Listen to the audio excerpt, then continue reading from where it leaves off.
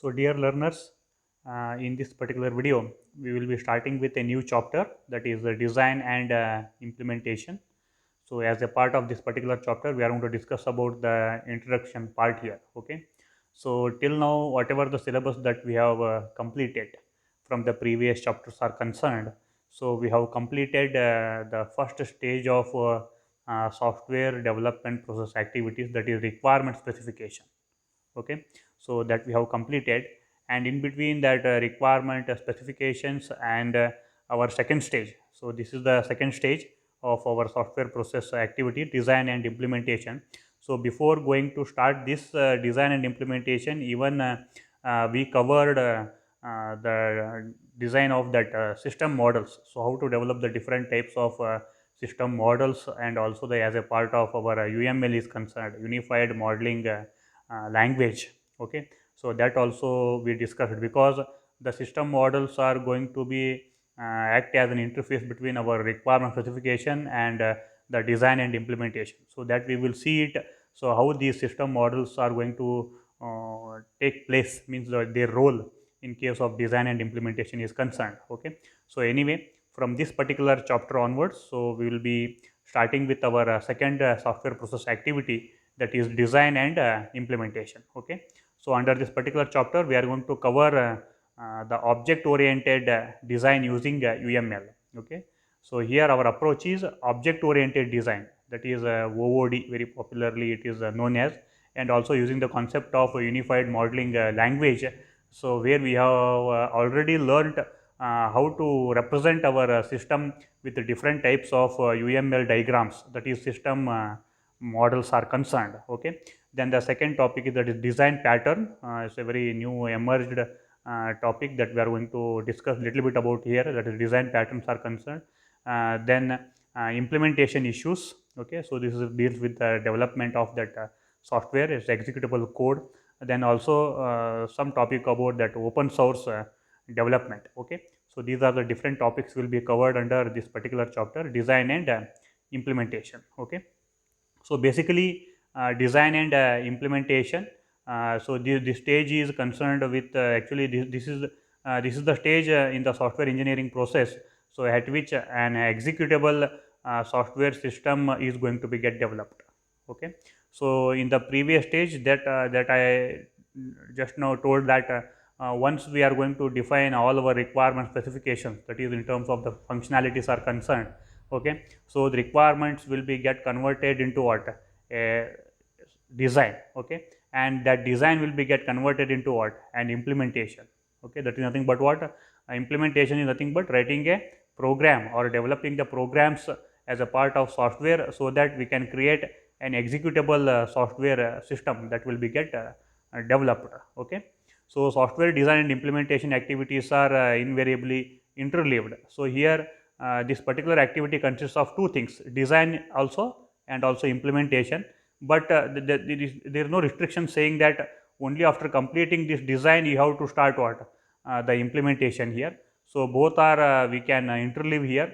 Okay, so that while design is in progress, we can also start with what, the implementation, that is coding part. Okay, so that is why we can say that these two activities are going to be get interleaved over here. Okay, so then the another point here is software design is basically a creative activity.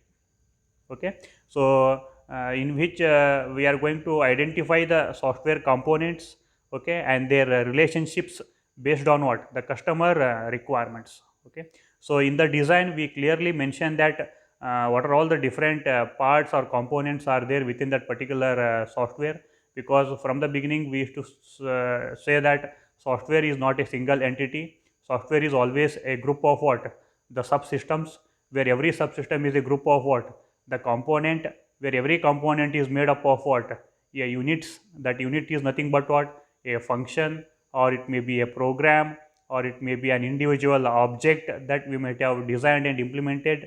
Okay, so this is how our software is going to be get built. So that will be get done in case of what, the design is concerned. And also the very important thing is this designing the software is a very important task. That's the reason that we are going to call it as a creative activity. Okay, it all depends on how that person is, the person who is working on the design is experienced with his previously done or worked on his previous softwares. Okay, so based on that, so the quality of the design that he can do it for the software to be get developed. Okay, whereas the implementation is the process of realizing that the design into what a program, means once the design is done, that will be get converted into what the program. Okay, so that is nothing but what an implementation.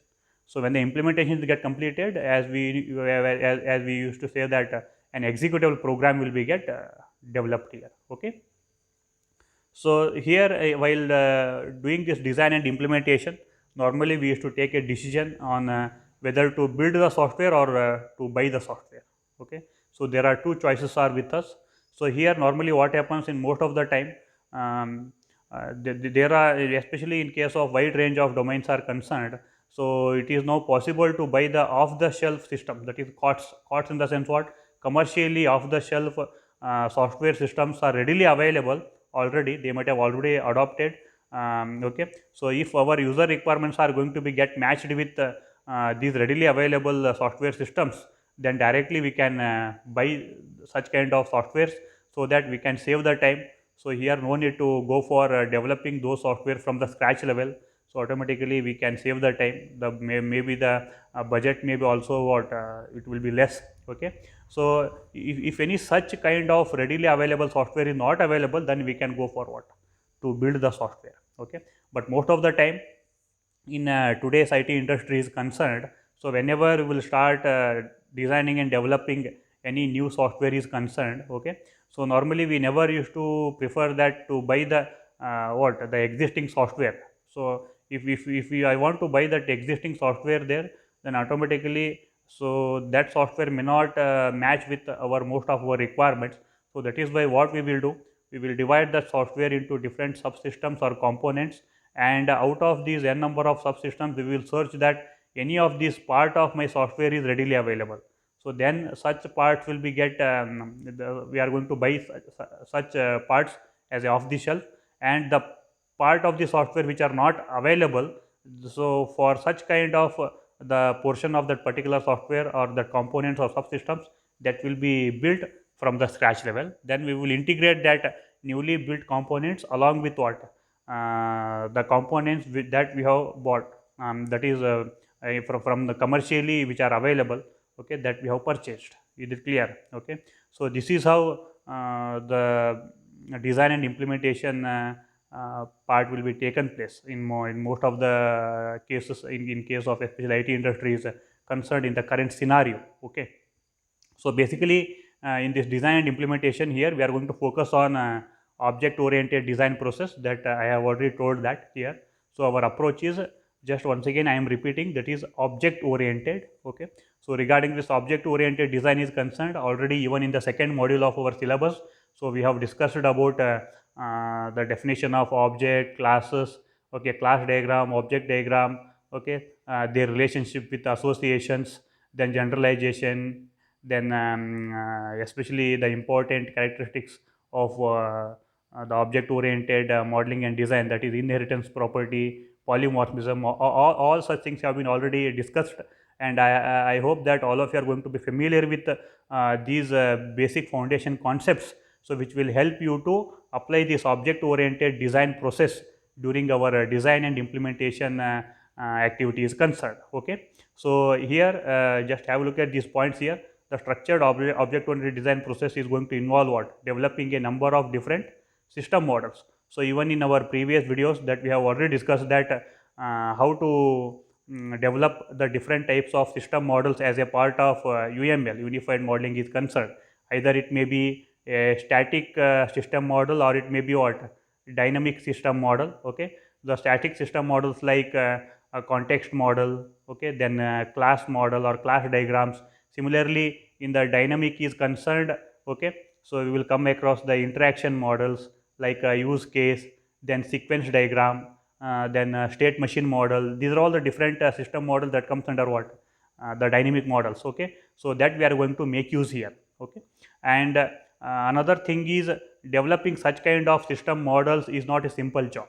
Okay, It's a very big task there. And at the same time, especially whenever we are developing a very large systems is to be get developed across the different groups. So normally these system models are going to be act as a very important communication mechanisms here, because most of the time for large scale systems are concerned, okay, so there will be a diversity, and my groups which have been involved in design and implementation, that will be get distributed across the different locations, okay, at that time. So these system models will always help the design, the people who are involved in that design, okay, that the groups, for them it will be very much helpful to understand what exactly the functionality or the requirement is to be get designed and what implemented in that way. So these system models are going to be act as a communication mechanism, okay. So this is all about the introductory part of our design and implementation is concerned. So from the next video onwards, we will be starting with object oriented design. So it consists of 5 different stages. So we will discuss stage by stage of this object oriented design process is concerned, okay. Thank you.